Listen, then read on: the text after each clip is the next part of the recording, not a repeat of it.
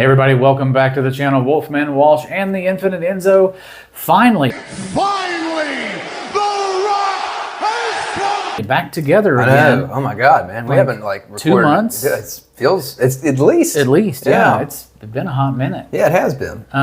What a hell of a topic to come back on, too. Right? I'm excited. Right? Yeah. So this was a pre-Blade Show purchase. And when I bought it, he's like, hey, dude, I've got something that ties right in. We're going to make a video. And so we're finally getting around to that a month after Blade Show. But let's start off with a pocket check. Yes, absolutely. I'll start with the coin, and we'll see who goes first. I've got the Lancelot coin here today. I'm glad you carried that. I will. I'm going to get into why in a minute, but please. Okay. I'll let you call. Son. Tails. Dadgummit. All right. I'm going to go first. My carries today were, I've been on a big Demon Slayer kick here recently because Arc 4 is finally out. And so I've been carrying my Tucson, the TS 4952. Oh, man, it doesn't matter. I just blanked. It's fine. The Tucson's naming scheme is not the numbers. This is the Tucson Demon Slayer. Yeah, that's what you should know it as. Yeah, that's the premise of the video that I did on this. So I carried it. I've been carrying it for a couple of days now. I still hate the pocket clip, but overall, I still love this knife. Beautiful knife, yeah. And kind of my secondary carry that I've been carrying around this week is the Civivi Cindy. Nice. So that Ben Peterson design. So quick tangent. Have you seen his new series, Knives at Night, or Nafs at Night? I have not decided whether or not to purchase 1 or 10 or anything. So those were the kind of the main carries. I had my Lancelot coins. I had my actual Nord wallet. Beautiful. And did I have anything? I had my my Tucson pen on me as well. So What you got right there? Well, I didn't carry this today, but you haven't seen it yet. So oh yes, it's the Ram knife. Oh my God, the knife this man has been waiting on for years. It's been 84 years. Wow, And this is didn't beautiful. know it, yeah. So I thought I'd bring it down. That's a beautiful example. I'm really glad after everything that happened that they took care of you with this one. Yeah. Man, oh dude, this one's dialed. A lot better. Oh my goodness. And I didn't talk about that in the video that I did. They got you a dialed in one, man. Yeah. This is a winner. Holy cow. So the first one I got arrived damaged. Looked like someone had dropped it and kicked it across the floor. I just saw photos. I didn't get to see it in person. That wasn't Smoky Mountain Knife Works' fault. That came from Case that way. But the return policy, they looked it over and they're like, yeah, you're right, it is damaged. So they did replace it. And it's a much Smoky replaced it. Smoky replaced it, yeah. So I think that, I don't know, I would think somebody opened up a box and made sure that you got a decent one. Because this is a good one. Like this is no blade wobble and action is really good. Man, yeah. That's a good one. I'm glad they took care of you. That's great. So, but yeah, I didn't carry it today, but he hadn't seen it yet, so I thought I'd bring it out for him to see it. I equally also brought something that you already know about. It's nothing new. But what'd you carry? Yeah, we'll get into that. So main blade today, the Kaiser Escort with the wonderful clutch lock. My gosh. All right, that's the last one. I love this. I really love this knife. If you caught my last video, I was just singing the praises of this. Now that I've figured out it has a bushing pivot, that was kind of the big thing that tripped me up. But now that I know how to take care of this knife, yeah, way up there. I love it. Honestly, that's like a 9 out of 10 or a 10 out of 10. I can't make up my mind. It's a great knife. Those are the main carries. Secondary was the Rough Rider. Yeah. The Rough Rider Cinnamon Bone in spades. Swell Center Jack. Swell Center Jack. Yeah. Okay. I got it all. A lot of words. There's a lot of words. Yeah. I have this weird thing with this knife where this secondary blade kind of weirds me out. But then Brian designed this, right? So I know he had a reason. Because everything he always has a reason why. I say it looks like a thumb. I don't know. It does look like a thumb. Yeah. So I'm trying to get used to, I'm getting used to it. And knowing Brian, he had a reason he chose this blade. So I'm resting on that fact. So yeah, I'm enjoying this one. I'm getting in the headspace for it. It's a beautiful knife. Let's see. Oh, in the back pocket, I had the case orange Delrin sod buster with the file work on the spine. Yeah, just hadn't carried in a while. It's a great single blade. I thought about that one a few days ago that I hadn't seen, not that I've seen you at all, but I hadn't seen you carry it or post it in a while. So I had it in the drawer this morning and I was like, I think that knife would go wonderfully with this knife. The Bravo Century in white G10 and CPM 154. And of course, if you put these together, you get UT colors. So, you know, that's wasn't intentional, but I thought about it later. Champs. Yeah. So, and I've got that I've got this in a Nord leather, technically not for this, but it works. It works. So that's what I was carrying today. So it doesn't come down and hit at all down here? No, doesn't touch it. And then the edge rests against this bend in the leather here, this That's crease. Cool. I know, so it works really well. My only concern is drawing. Yeah. You know, that's when it's going to cut. Yeah. But so far, it's made a little mark here at like the base, but it's not like actually. And hey, we haven't been in a video together, so you're going to get a lot of random here. Yeah, this will be. So to go with the Nord leather, yes. This was a gift from Victor from actual EDC Nord, and wonderful, wonderful gift. Oh, yeah. He put his stamp on it, and then he made me this stamp right here, which you may see on things in the future. We're working on that. But he did give me two, and so I'm going to gift you with the second one. Oh my God. Yes. So thank you. You now have one as well. Holy moly. Thank you, man. And it's I'm actually digging it. Like, I didn't think I would enjoy it as much as I have, but I have to keep it in my front pocket because that big honking wallet the other one that I have, it was such a presence in my back pocket. I always knew it was there. Yeah, This in my back pocket, I'm always, I lost my wallet. I know it's there, So I have to keep it in my front pocket to where I can feel it and know it's there. But other than that. Well, see, like, I got to go to New York on Friday.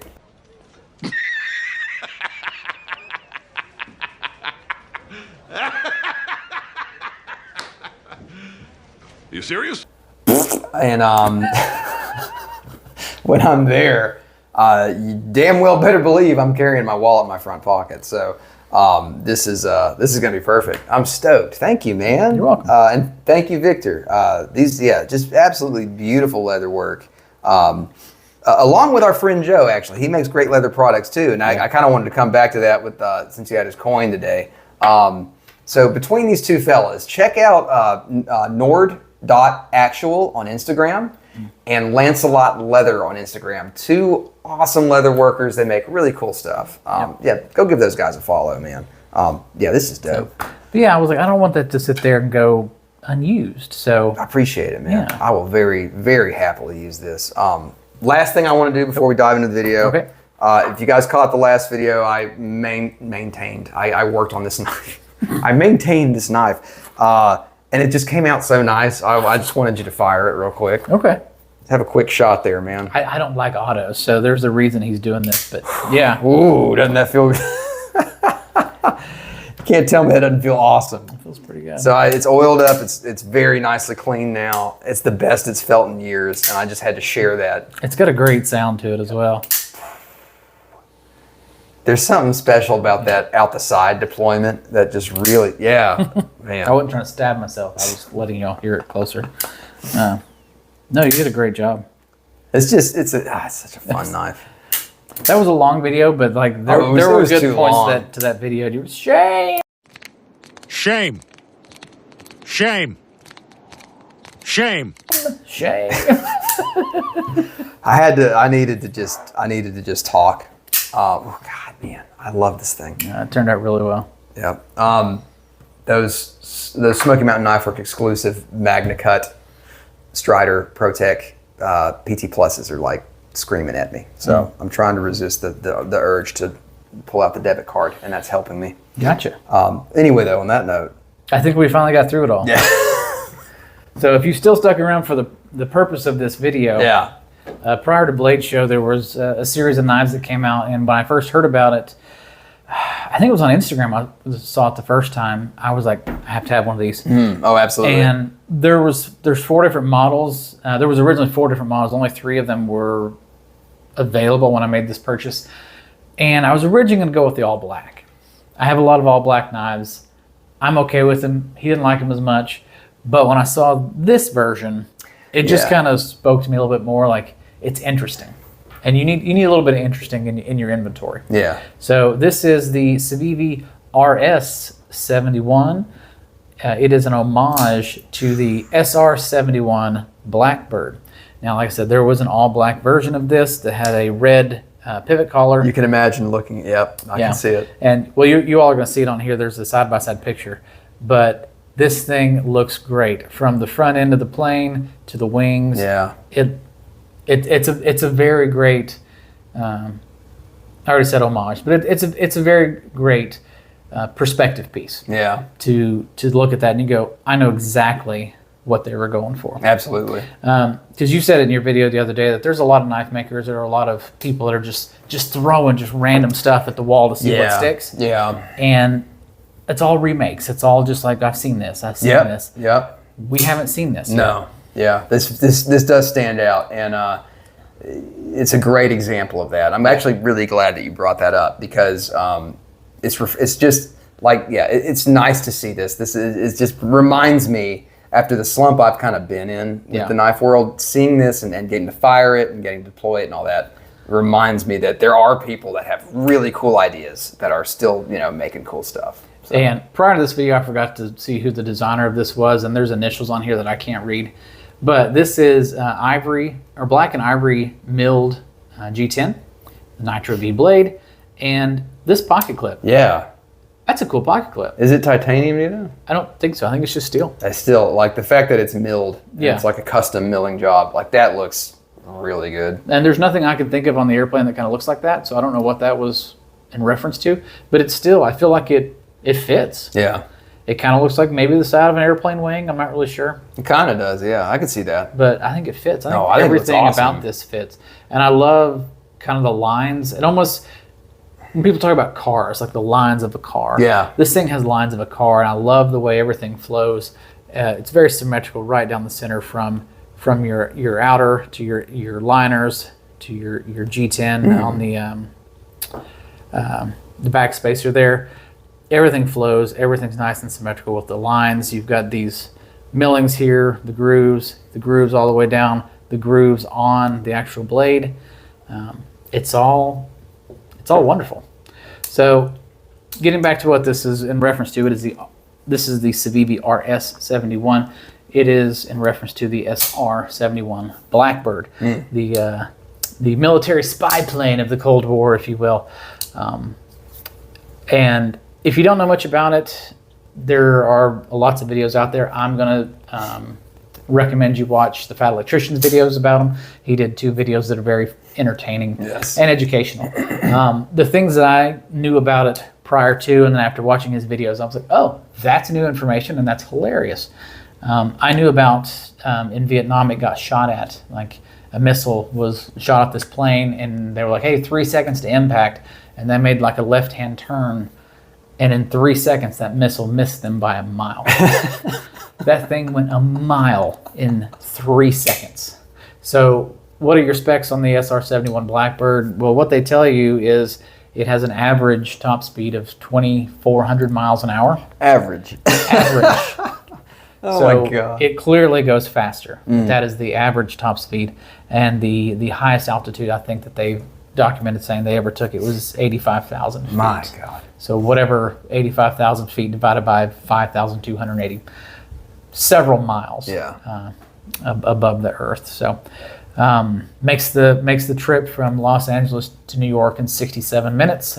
Fast. Yeah. We go down to Florida regularly. We see the Blue Angels on a regular basis, and to watch them fly by at 500-600 miles an hour, I can't imagine trying to watch a plane going 2,400 miles an hour. Just where'd it go?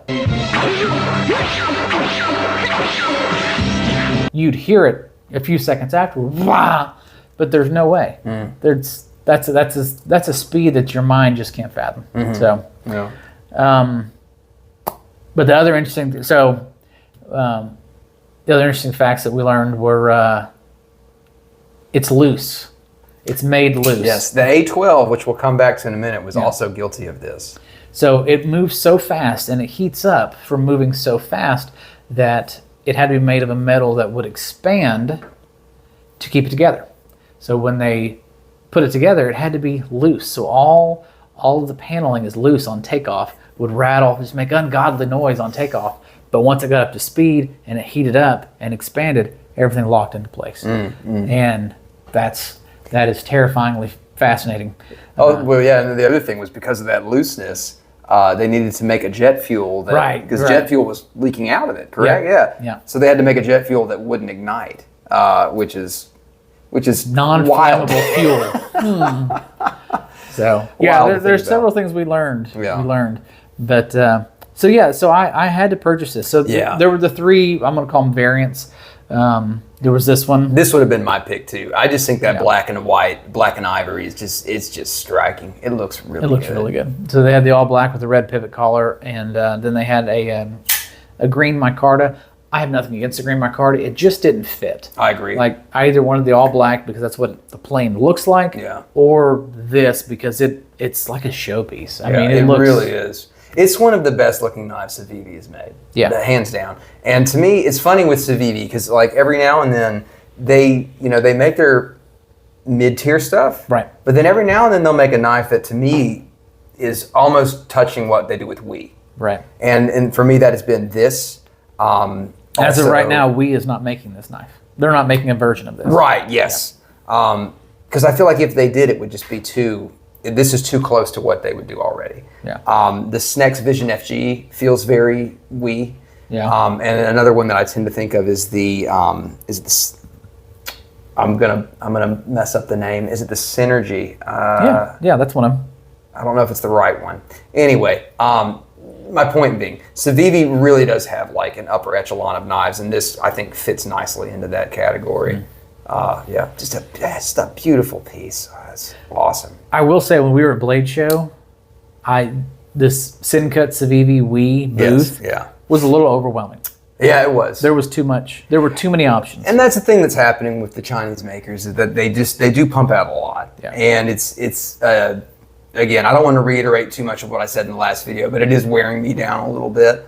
I would rather see them just kind of tighten up a little bit, focus a little bit. Yeah. If they wanted to release less knives that were more like this, like that would be incredible. Yeah. But again, it is a wonderful time to be a knife person, especially if you're new to the game, because my God, you almost can't go wrong. Like there's so many great options out there. Yeah. But anyway, this one, if you want to spend a little bit extra, this is a really good one. And it wasn't even extra. Like the green one, I think it was like. What was the price point on this? I think the green micarta was $77. Wow. The black, all black G10, I think was like $82. This one was $89. Good gosh. Another thing I love about it, so you do have a lot of deployment options here. You got thumb studs. Yeah. These are my favorite Civivi studs. They're the same ones that they use in the Vision FG. They're just really nice to actuate. You've got a flipper tab in the back, which is great. And then you have this kind of wing here that you can use as a front flipper. So if you're fidgety... I've also been... Yeah. You want to do it? Well, I've been trying, because Johnny did it once, and I was like, how did you do that? Well, Johnny's he's a bit more of a wizard than us, I think. You're a wizard, Harry. Yeah, he was just like, And I mean, I can do it, but it's just not as snappy. But I was like, how did you do that? But so I've been trying. Really, I have. It not on camera though, apparently. But it can be done by people better than me. But no, I prefer the thumb stud in most all facets. I prefer a thumb stud. It has many of the deployment methods. Yeah. And as you can see, I'm not cutting myself. This is not a double-sided, it's not two-sided. In case anybody was wondering. Yeah. How did he do that? It's not sharp. So this was my segment of the video, the SR-71 Blackbird, the RS-71 Civivi knife. What did you bring? So this is something I've been wanting to talk about for a while because I think it's a really cool story. In case y'all didn't know, I'm actually going to look up this information while I'm thinking about it. The watch company Bulova, and by the way, I understand that Are you thinking about the pronunciation? We'll get to that in a minute. But I have a quick disclaimer. We're a knife channel. If you guys are heading out now, I understand. Thanks for hanging around for his segment. I'll see you in the next video.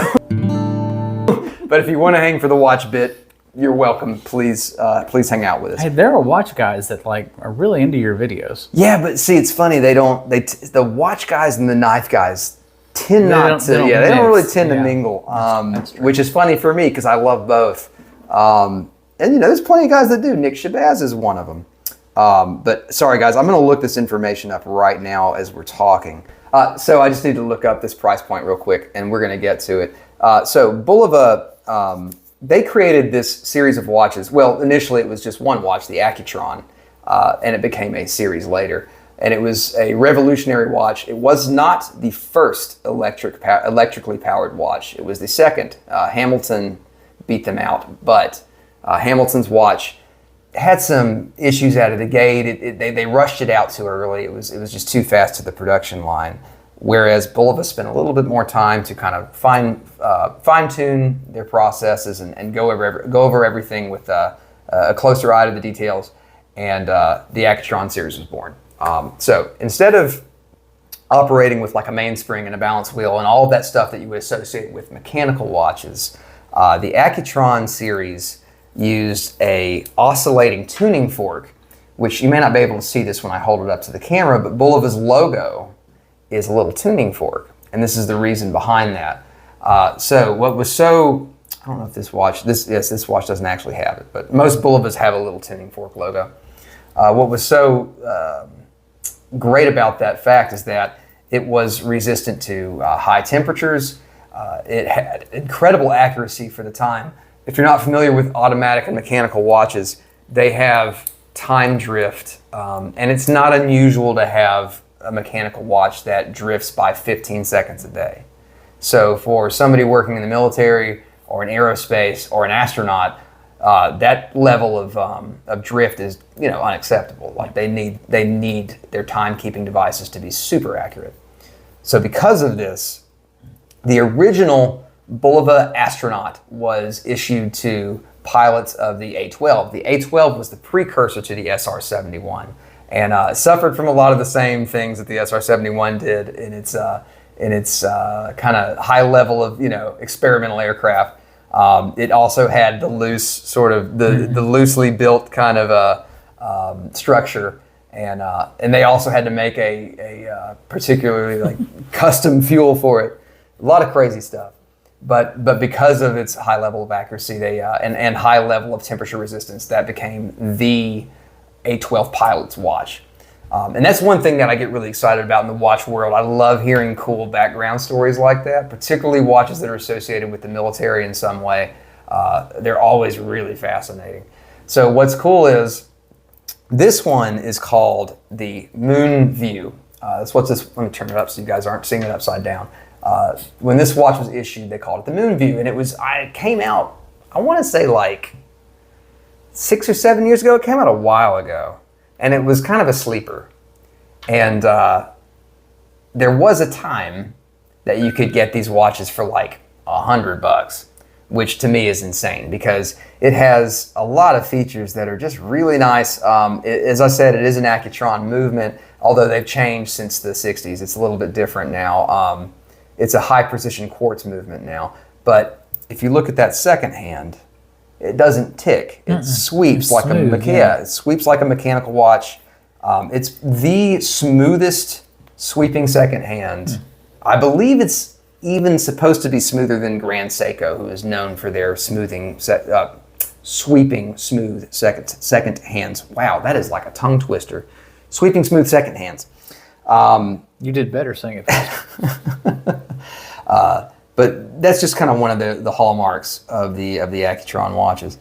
So what's interesting about this is last year, Bulova did a complete reissue of the original Astronaut watch, and really, really beautiful piece. It's a GMT. One of the main differences between the Moon View and the Astronaut is that the Astronaut has a 24-hour bezel around the outside. Now this one has a 12-hour bezel. The Astronaut also has a fourth hand that is the GMT hand, which helps you keep track of a second time zone. Now, obviously for a pilot, that's incredibly useful. So the moon view is, in all honesty, it is kind of a dumbed down reinterpretation. But for what you pay for it, I'm totally fine with that. Yeah. You know, $100, $200, like that to me is just a stunning watch. Now, you said that was 6 or 7 years ago. No, see, I got this one a year ago for $100. So if you keep a sharp eye... Was that new or used? Used. Oh. Yeah, not new. I buy almost all my watches used. Keep going. I got to let my Velociraptor in. So if you keep a sharp eye, you can find these moon views at really good deals. Now here's the interesting part. So the Astronaut was reissued. Very loyal reissue. It looks beautiful. I'm sure Walsh will find or I'll send him a photo to pop in here of the appearance of the Astronaut reissue. That comes in at $3,500. So, and I'm not sure. That's one thing I need to look into is whether or not I don't think. Actually, I'm going to look that up right now. What type of movement it uses. So the Astronaut reissue does use Bulova's high precision quartz movements. Probably, I'm sure it's going to be a slightly better movement than this one, considering the price point. But again, $3,500, $100 to $200, and this one it looks so close to the original Astronaut that to me this is my pick between the two. And it's just a watch that I think has largely gotten slept on. Another thing I really like about it is it has this coffin link bracelet that the original Astronaut shipped on as well. Really wonderful bracelet, really attractive. The only real thing that I'll kind of give it a hard time about is that it uses a butterfly clasp. And if you've ever had to wear a watch with a butterfly clasp, you'll know that these are awful. The reason being that if the watch doesn't happen to perfectly fit your wrist, you're just kind of screwed. There's no adjustment with these butterfly clasps. You can take out links, but you can't do any fine adjustment with them. There's no adjustment holes or anything like that. So this one's a little tight on me, and I just deal with it. One size fits most. Yeah, that's pretty much it. But yeah, so I always appreciate knives and watches that have cool connections and cool ideas behind the design. Yep. The fact that the RS-71 is a very clear homage and very clearly inspired by the SR-71, like that's a really great idea to design a knife from. Yeah. And the fact that you've got this highly affordable watch that, again, you have to kind of look hard if you want to find it, at a good price point. Keep an eye out. So right now, these are sitting around the $400 mark, so they've definitely gone up. Yeah. Like my groceries. Exactly.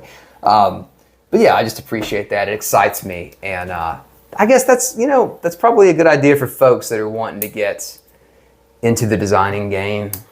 Take inspiration from stuff that... Ma'am. Take inspiration from things that aren't necessarily, you don't have to look at other knives to design a knife. Like you look at other objects, cars, jets, ships, whatever. And I'm sure the same thing holds true for watches, although I would never throw my hat in the ring of trying to design a watch. That would be too much. No, you have several watches. I have one. I have my Fossil smartwatch. That's... You know what though? It's like the best watch is the one that you don't really think about. You know what I mean? It's the one that does the job for you so well. That's not true. I do have another watch that he gave me, and I have a watch that I bought myself as a engagement present when Mrs. and I got engaged. Yeah. So I do have two other watches, but those I only wear them for like formal events. Like my everyday just go to is my Fossil because it's connected to my phone, and it reaches like 75 feet or something. So if I'm elsewhere at my work, and I get a text or a phone call, I can just look, and it has a full keyboard on it. I can type. Oh yeah, man. Or I can do short answers. Okay, yes, blah blah blah. Well, you see, like I'm Schwarzkopfing it here. Oh, the Schwarzkopf. Because it's like there is something to be said for the smartwatches. It's really convenient to when I get a text message, I don't have to pull my phone out. I can just look at the watch real quick and see it. I've always got a leather bracelet on this one. So. Right, yeah. I couldn't think of another word other than bracelet. I was like, wow. Leather band? No, it's... There's got to be some Viking word for the leather armlet. Victor, what do you call these? Yeah. Victor. Let us know. But no, yeah, I was excited about this topic, and I hope you guys enjoyed it. Anything else we want to cover that we didn't about the A12 or the SR-71? No. Again, I'll go back and say if you'd like more information on those, not affiliated, not sponsored, not blah, blah, blah. He enjoys watching the Fat Electrician's videos. Yeah. I think if we had history teachers more like him in high school, I would have paid attention more. Yeah, same here, man. He makes, can you give us like 2 more minutes? He makes history and learning a lot more fun. Oh, yeah. I think that's going to do it. I think that's pretty good for our first, I know. Getting back into it after a couple months. We stayed on point. We were focused on this one. Yeah, it'd be pretty good. It'll only be about an hour long, probably. Hey, well, cheers, man. Cheers. Thank you guys for joining us. All right. There you go. And we will see you guys next time. Hopefully it won't be 2 more months before we sit down and make a video together again. As always, like and subscribe if you're new, and if you're not new. We enjoy that as well. Yeah. Leave us a comment if you've got the Civivi or anything else that we pulled out on the table. Yeah. And I think that wraps it up. I'm Wolfman Walsh. I've been Enzo. Thanks for stopping in. Take care.